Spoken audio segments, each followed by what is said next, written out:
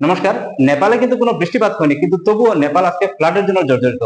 Condition এমন যে মৃত সংখ্যা কত হয়ে দাঁড়াবে এটা ঠিক অনুমান করা যাচ্ছে না। এত ভয়ানক পরিস্থিতি। আশা করি সবাই আমরা এই পরিস্থিতি দেখে নিয়েছি।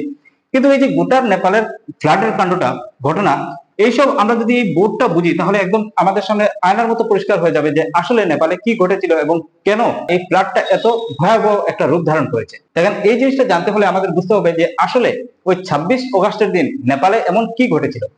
নেপালে স্যাটেলাইট ইমেজ দিয়ে দেখা হয় যে নেপালে আসলে ওই দিন কোনো বৃষ্টিপাত হয়নি। ঘটনাটা হলো, এই সময় একটা গ্লেসিয়ারের কোলাপস হয়ে যায়। কোথায় হয়? এটা হয় নেপাল তিব্বত বর্ডার। যেহেতু নেপাল হিমালয়ান রেঞ্জের মধ্যে অবস্থিত, তো এই হিমালয়ান রেঞ্জের মধ্যে নেপাল এবং তিব্বতের বর্ডারে এই হিমালয়ান রেঞ্জের মধ্যে কি হয়, উপরের দিক যত উপরে যাবো আমরা গ্লেসিয়ার বেশি পাবো, বরফ বেশি পাবো।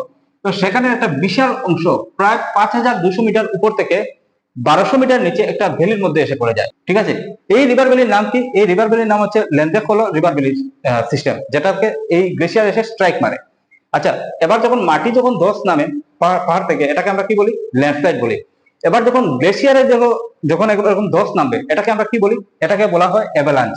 তো যখন এই ধসটা নামবে, এই যে বরফ যখন গলে পড়বে, ধস নামবে, তখন সেটা শুধু বরফ থাকবে না, পাহাড়ে অবস্থিত এই মাউন্টেনের মধ্যে অবস্থিত যেগুলো ধ্বংসাবশেষ বা পাথর, মাটি, আবর্জনা যা কিছু থাকবে সবকিছু নিয়ে নামবে। তো এই যে আবর্জনা সহ মাটি, পাথর, এগুলোকে কি বলে? এগুলোকে বলা হয় ডেব্রিস। তো যখন এই গ্লেসিয়ারের টুকরোটা পুরো নামলো, তার মানে এই ডেব্রিসটাকে নিয়ে নামলো। এই ডেব্রিসটাকে নিয়ে কোথায় স্ট্রাইক করলো, আঘাত করলো? করলো এই লেন্দেখোলো রিভার ভ্যালি স্ট্রাইক। এই লেন্দেখোলো রিভার ভ্যালি স্ট্রাইক কোথায় অবস্থিত? নেপালে না, এটাও কিন্তু তিব্বতে অবস্থিত। এবং ভবিষ্যতে আগাম কিছু দূর গিয়ে সেটা বতেখসি রিভার সিস্টেমের মধ্যে এটা মিশে যায়। আর এই রিভার সিস্টেমটা হলো নেপালে অবস্থিত। এবার আপনারা নিশ্চয় দেখেছেন যে একটা নদী ছিল, সেখানে এরকম একটা নদীর মধ্যে প্রথম অবস্থায় এই নদীর মধ্যে কোনো জল নেই। হঠাৎ কোথা থেকে এরকম এত বিশাল পরিমাণে একটা জল আসা আরম্ভ করলো, স্রোত আসা আরম্ভ করলো, যে নেপালের এই পুরো শহরটাকে ধ্বংস করে দিল। তো ব্যাপারটা হলো কি? ব্যাপারটা হলো, যখন এই আবর্জনাগুলো এই নদীর মধ্যে আসলো, তখন কি হলো, একটা সময় এই আবর্জনা এসে এখানে এরকম একটা ড্যাম বানিয়ে দেয়। ঠিক আছে, বাঁধের মতো বানিয়ে দেয়। তো যখন বাঁধের মতো বানায়, তখন একটা সময় কি হয়, জল এখানে এসে ব্লক হয়ে যায়। তো নদী কি, জলগুলো কি হয়, এরকম পিছন দিকে একটা ব্লকেজ শুরু হয়। এই পিছনে পিছনে ব্লকেজ শুরু হতে হতে এমন একটা কন্ডিশন আসে যে এগুলো তো আর পার্মানেন্ট কোনো ব্লকেজ নাই, এগুলো ন্যাচারালি ক্রিয়েট হয়েছে, কিন্তু তারও তো একটা শক্তি থাকবে। তো একটা সময় যখন নদীর জল এত পরিমাণে যখন এখানে জমা হয়ে গেল, তখন এই বাঁধটা আর সহ্য করতে পারলো না। তখন কি হলো, হঠাৎ এই বাঁধটা যখন ভাঙলো, তখন পুরো জল, নদীর জল যত ছিল, মানে মানে millions and millions of litres হবে, এই জলগুলো শুধু আগে বাড়তে শুরু করলো। আর এত বিশাল পরিমাণের জল যখন একসাথে একটা নদীর দিকে প্রবাহ হবে, সেটা যেদিকে যাবে সেটা একদম তাণ্ডব মাজাবে। আর ঠিক একই ঘটনা ঘটেছিল। তো এই বতেখসি রিভার সিস্টেম নেপালে অবস্থিত।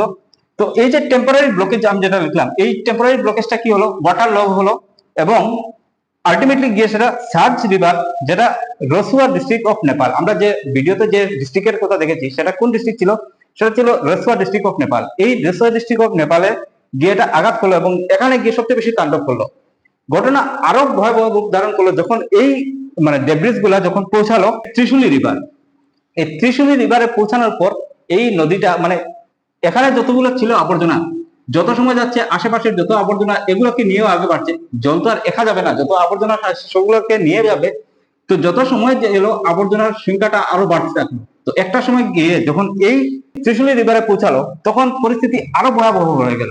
আরো আবর্জনা এই নদীর মধ্যে আসলো, আরো ডেডলি রূপ ধারণ করলো। এবং আমরা যেটা লাস্টে দেখলাম, এই নেপালের দুইটা নদীর, একটা হলো সার্জ রিভার, একটা হচ্ছে ত্রিশুলি রিভার।